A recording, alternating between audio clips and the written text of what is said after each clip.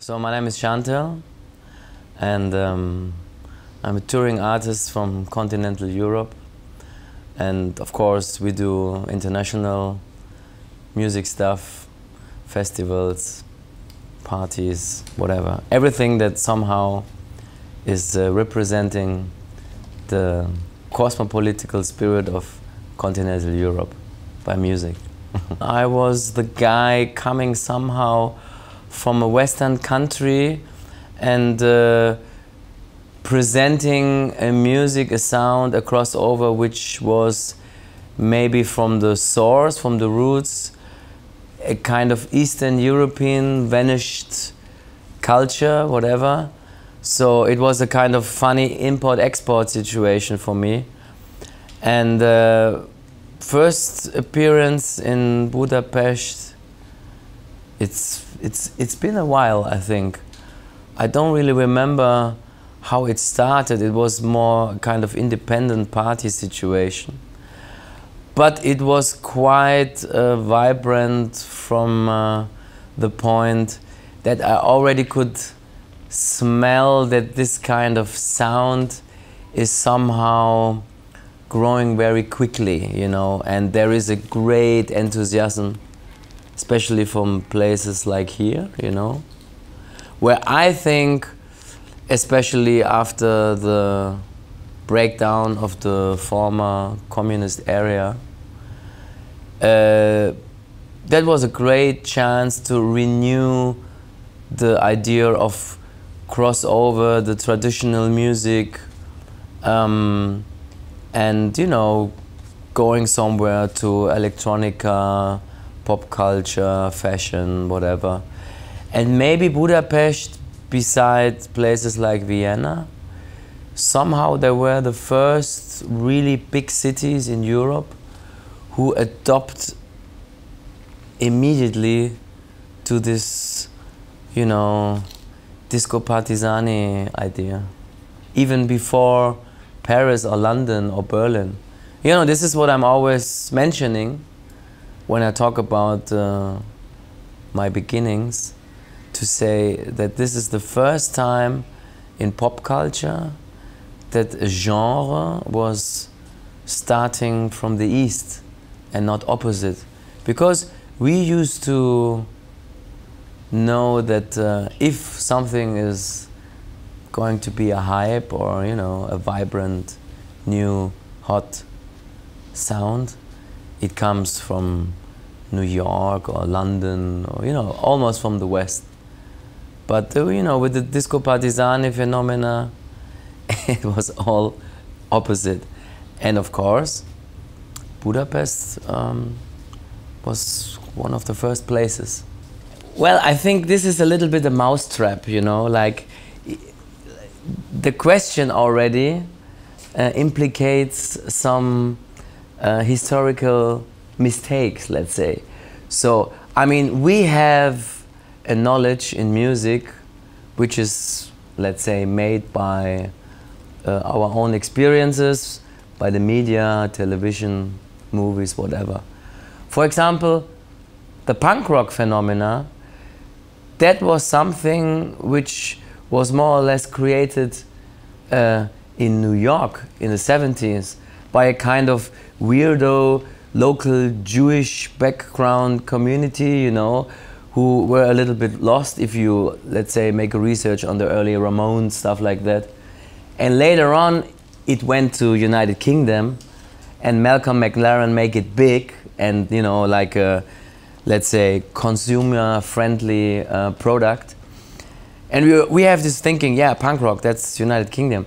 And there are a lot of things in pop culture. We have the understanding the roots must be somewhere there, but initially it's a little bit different. The Eastern European sound clash, or the Balkan pop, however we will call this, this is something I would say it was always a diaspora sound. When we started experimenting with the musical roots of Southeastern Europe, it could never happen it could never started somewhere here. It was a little bit paradox, you know, like it had to be somewhere outside. And this reminds me, let's say, Tango Nuevo, for example, or even Ragamuffin, which could never made it in Jamaica, you know, because Jamaica was so close. It was like the roots. So dancehall reggae had to go outside and had to reinvent it in New York City. So the Balkan pop thing, you know, which was always a kind of confusing cliche or stereotype, because it was never really connected to the geographical region, you know, of Balkans or countries in Eastern Europe.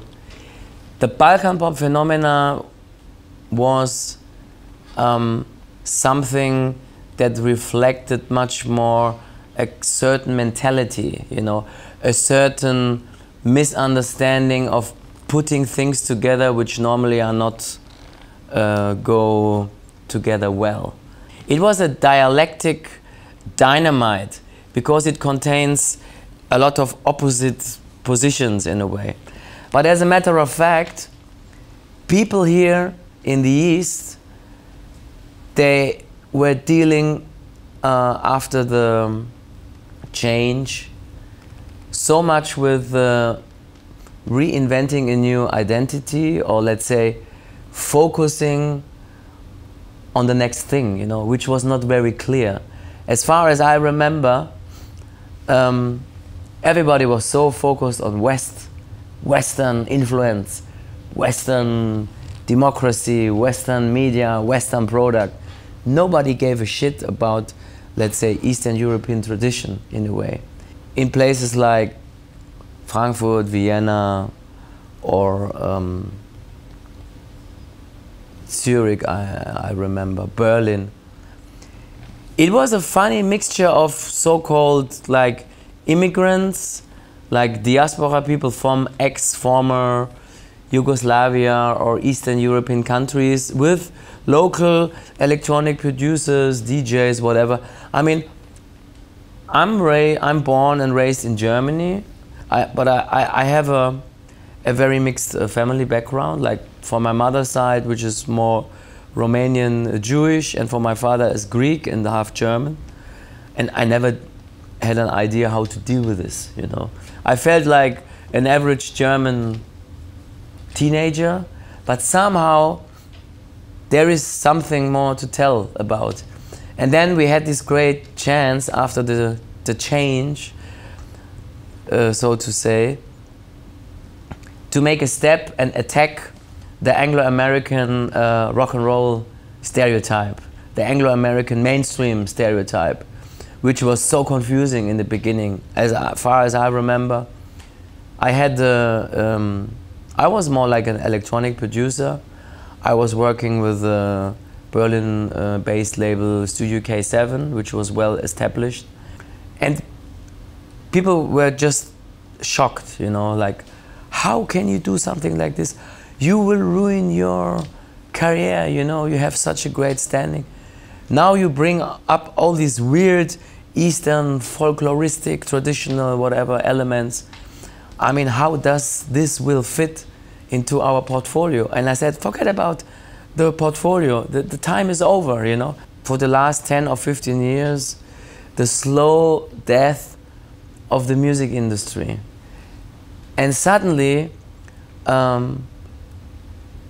this crazy Balkan pop, disco partisani creature, whatever, was establishing a totally new market structure. I mean, I became famous to the internet, not with the media. Like Disco Partisani was with video channels in the internet going so big, it went out of control. But beside that, we have a totally new playground. And of course, I measure my so-called success, whatever that means, even though I'm very down to earth. And it's, as a matter of fact, one of the main reasons why I still play places like A38, because it's a super electrifying, sexy venue, you know. It's not about selling thousands of tickets, it's more about coming here, being in the heart of Budapest and socializing, you know. Of course, with the music it helps even more to get this connection done.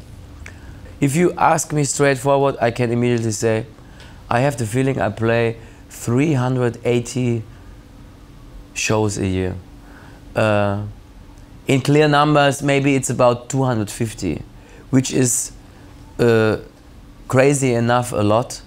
But this is my real level, how I'm counting to the reality, and not about the numbers in the internet and the Facebook viewers and the YouTube followers and stuff like that. This is something I call the mystic side effect. But what really counts those days is the live shows, the live appearances, and luckily we do this worldwide. So I do appreciate a lot this possibility, and I can say very relaxed and down to earth, this is definitely a revolutionary act. I come from a family which definitely had their roots in Eastern Europe, talking about Bucovina, which used to be one of the most impressive cosmopolitical melting pots in the past. And of course, I grew up with these mystic storytellings of my grandmother, which always talked about how this pluralistic situation benefits her own education and her own socialization and stuff like that. After the change, it took me not that much time to go back to that place, because I was so curious if this is still existing. And I did not find anything left. That means in Western culture, we created through things, even the movies or what you mentioned, live bands, artists, there was a kind of romantic overview, you know, like the pure, rough, nostalgic, sentimental Eastern European idea, you know, with a lot of homemade alcohol, parties, weddings. On each corner you have a crazy Roma orchestra playing and stuff like that. And I worked very hard to destroy this kind of cliché, because it was like the first thing when I was appearing live that people are telling me, some people, it was a minority, to say, what you are doing, this is not what we used to know from Kusturica movies or stuff like that. This is so different, you know. This is not the pure, natural, organic thing that we have in mind thinking about Eastern Europe. So, of course, there is definitely a very blurred, romantic idea of how Eastern Europe, culture-wise, is sounding, and of how Eastern Europe is celebrating parties and presenting music and so on and so on. That even in the beginning of my activities, I used also some stereotypes, you know.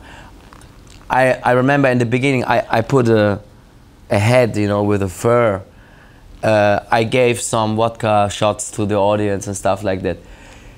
That was more like a sense of ironic joke, let's say, like, because I know this sense of humor even from my family, even when it came to sad stories, you know, about losing home, about losing own culture.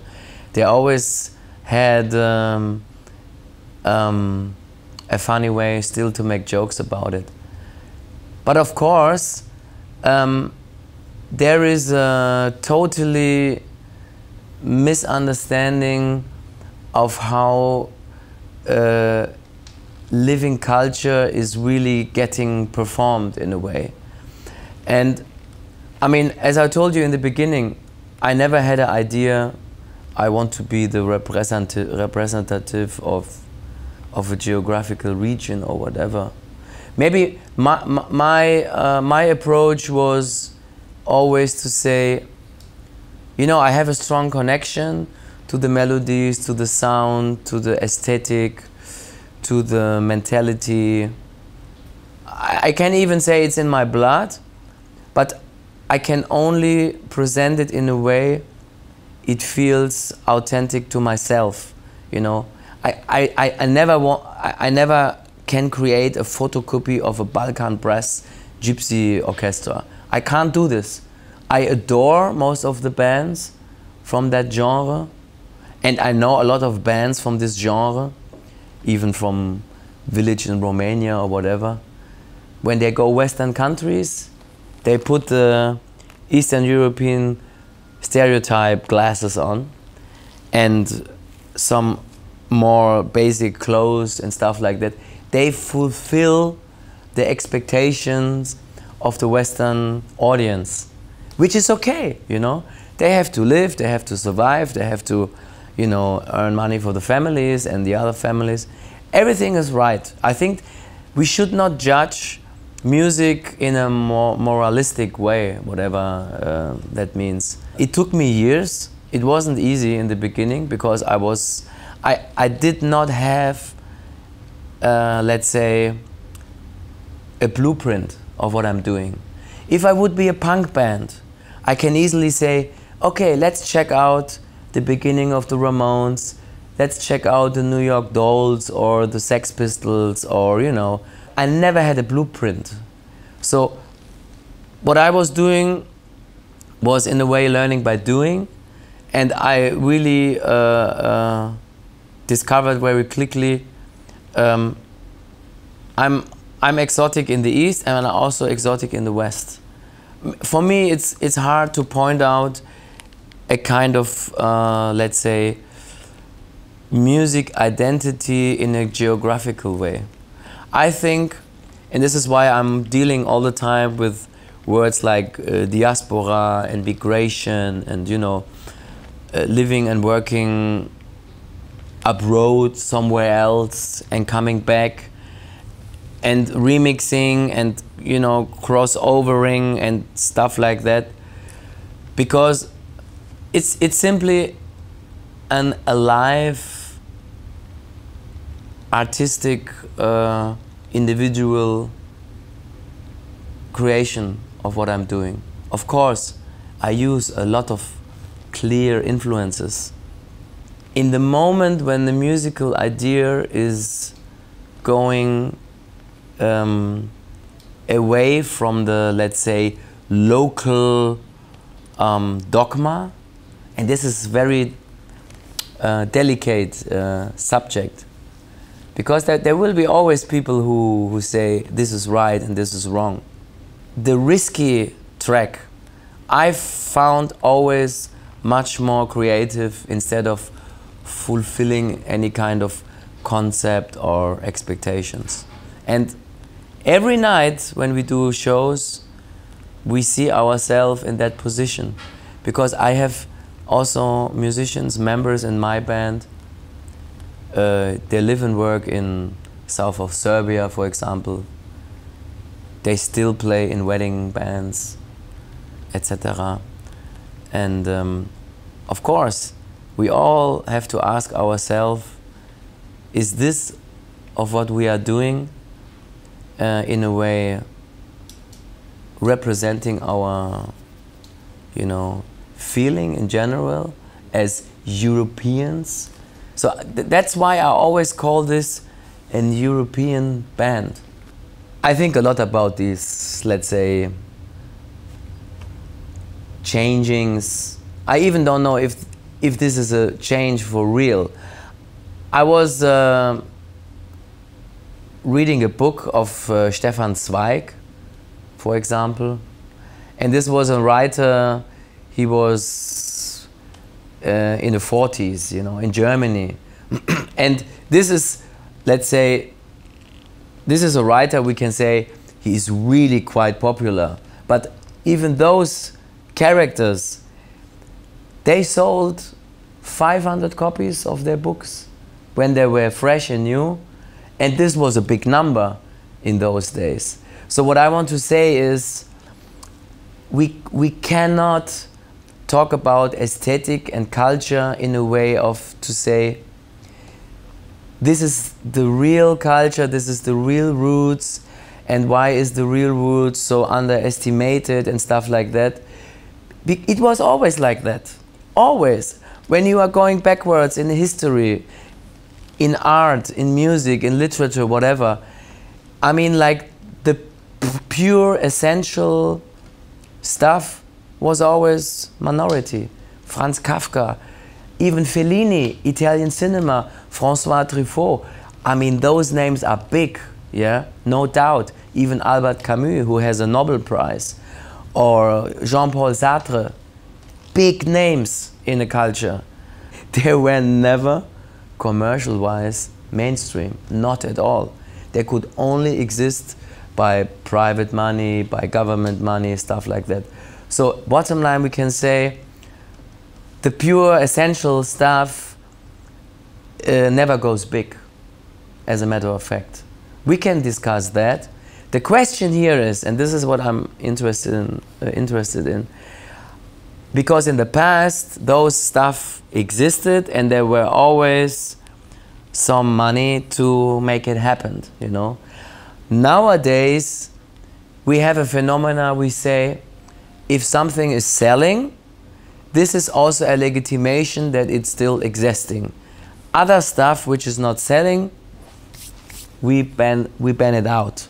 You can see it in the TV, you can see it in the radio, etc., etc. So this is for sure a great discussion about it, and it's a hard topic. And even right now, sitting here, you know, in the middle of Budapest, where Europe is facing such a dramatic period, you know, it is the most dramatic period that we are facing right now. I never was afraid about globalization, for example. I think globalization is something great, is a great idea. Of course, it can go into wrong directions, and we have this. We have this phenomena that big companies created a kind of monoculture markets, not even in Germany, even in Hungary and other places. This is happening. That's why I'm so focused on our European democratic pluralistic idea, which is hard nowadays, because we're also focusing another phenomena beside globalization and beside worldwide market. There is a new upcoming nationalism, yeah? And of course, Europe, which is somehow a hotspot now of worldwide political movements, again between East and West, and we have also now Arab countries which are also affecting this movement. We have to deal right now with an upgrowing nationalism, with an upgrowing point of cutting press freedom, cutting democracy, even cutting constitutional rights, you know, which are untouchable, like justice and stuff like that. This is what I'm much, much more afraid of than the globalization. Globalization is something you cannot stop. You cannot stop the internet. You can't control this. Yeah? Of course, some politicians who think they are clever try to, let's say, do things to somehow limit it a little bit of those possibilities. But I think it's impossible. Even in Iran, you know, where everything is really blocked, people find sources to go to the World Wide Web. But what frightens me is this thinking backwards. First comes our nation, first comes our, let's say, identity and stuff like that. This is for me very weird. I was never dealing with identity. Of course, my identity is really torn apart and it created difficulties for me. But while making music, while touring worldwide, I totally got rid of the idea talking about identity. I don't need identity. I'm looking for similarity. This is what I'm looking for, similarities. A great idea is like a little baby. It grows up. You help to grow the idea up. And then it's getting out of control. It's getting bigger. And you can't do anything. I mean, I felt quite pleased when I was walking someday in St. Petersburg in a pedestrian, and there was a local street band playing Disco Partisani. I said, well, welcome to globalization. That's a very good aspect of it.